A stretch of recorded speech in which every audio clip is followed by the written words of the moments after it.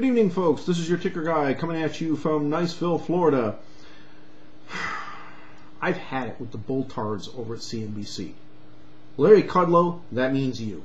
Dennis Neal, that means you. I'm going to call you out by name. Your bull about the recession being over is just that. It is a cock and bull story. It is nonsense. Let me tell you what the basis of my call is. We're going to start with a report that was released this evening. Port traffic, the Port of Long Beach. What is the Port of Long Beach? It's where a lot of the junk that gets sold at Walmart comes in, among other things. All that stuff that comes from places like Vietnam and China, you know, the blue jeans that you buy, the cheap plastic crap that Walmart sells, just about everything Walmart sells for that matter, just about everything everybody sells, right? It all comes from China, Vietnam, Korea. All right. All of that comes in on a ship. And guess what? A lot of it comes in at Long Beach. Their traffic fell by 2% between May and June. And you say, well, 2% is not a big deal, right? Except that this is normally a time when traffic is extremely strong because retailers are starting to stock up for the holiday season. Not this year. They don't seem to need to stock up on anything. In fact, the traffic level is 28% lower than it was in 2008. 28%, almost a third. Almost a third.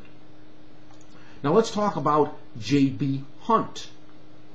J.B. Hunt had an 8% decline in sequential revenue, not including fuel surcharge adjustments. They just reported this. 8%, folks. That is truck traffic. 8% less money coming in. It's probably 8% fewer loads being hauled. I didn't get a look at the tonnage report. This is just from the press release. 8% decline. CSX, railroads, had a huge decline. 25%. Some of that was due to fuel adjustments being removed, but an awful lot of it was due to lower volumes.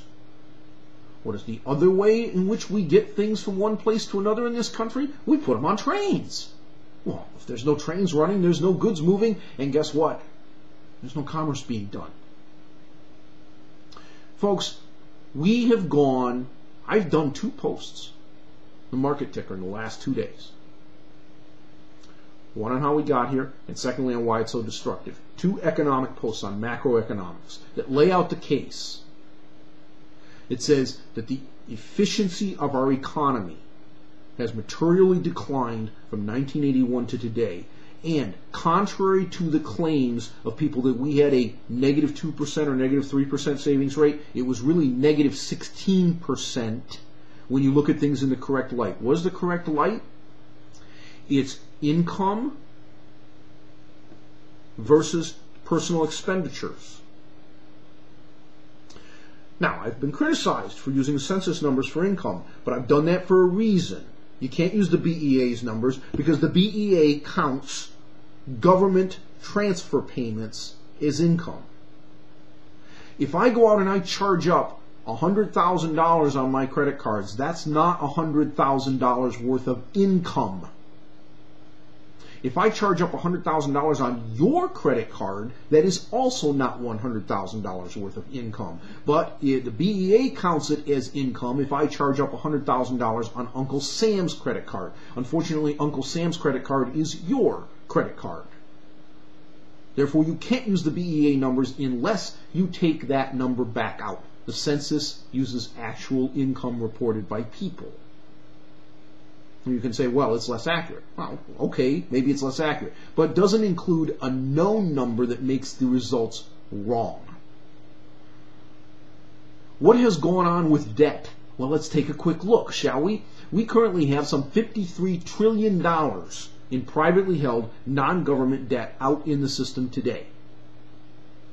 350% of GDP, approximately $14 trillion.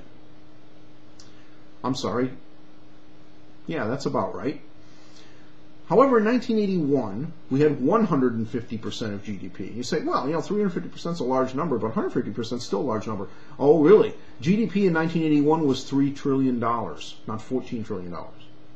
So we had $4.5 trillion worth of total system, non-governmental system debt, financial, non-financial.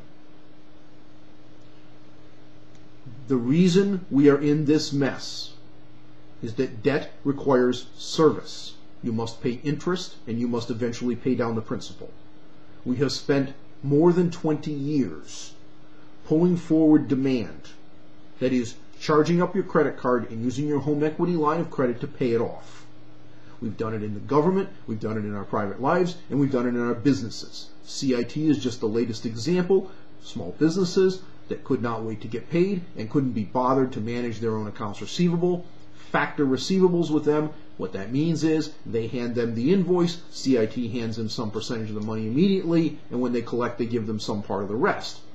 The key word there is part of the rest because, of course, for this service of providing them immediate liquidity, they charge a fee.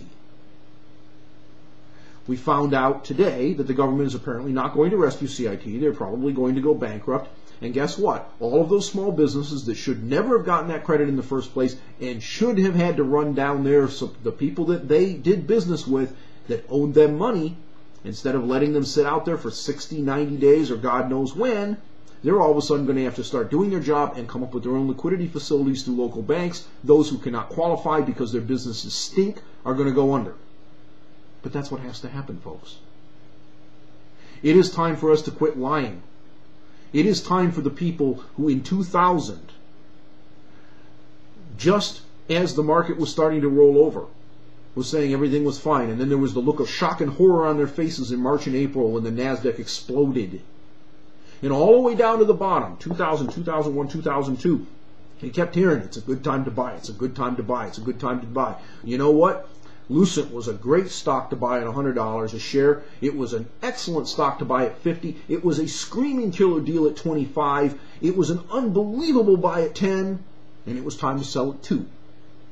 The same thing happened with MCI. The same thing happened with dozens of others.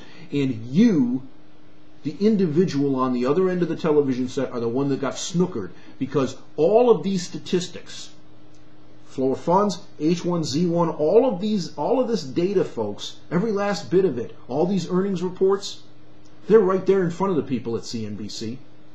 Intel's another example. We actually had 2 people on today on CNBC that told the truth. Intel's earnings report was not strong. I wrote a ticker on it this morning.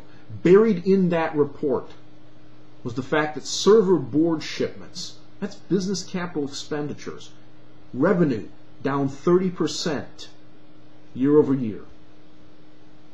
Why do we keep coming back to this 30% number? 2 years ago, folks, I said we didn't take the pain in 2000 like we should have, because Alan Greenspan and all the cronies, both in Congress, the Democrat and Republican side, and George W. Bush, all refused to allow the recession to run its course. Get all the weak businesses out of the system, contract the credit, get the country moving again. Now, I think we could take potentially a 30% reduction in GDP, which just happens to line up with the expected run rate on the auto manufacturers. By the way, they're going to miss the 10 million sales rate annualized this month, it appears. It happens to line up with the Port of Long Beach's incoming volume. It happens to line up with a whole bunch of things. That 30% number keeps coming up. Green shoots my butt, folks. You take 30% of the economy and throw it in the trash can, you're going to see the S&P 500 at 500, if you're lucky. You're going to see unemployment in the 20% area. This recession is not over. That's my call.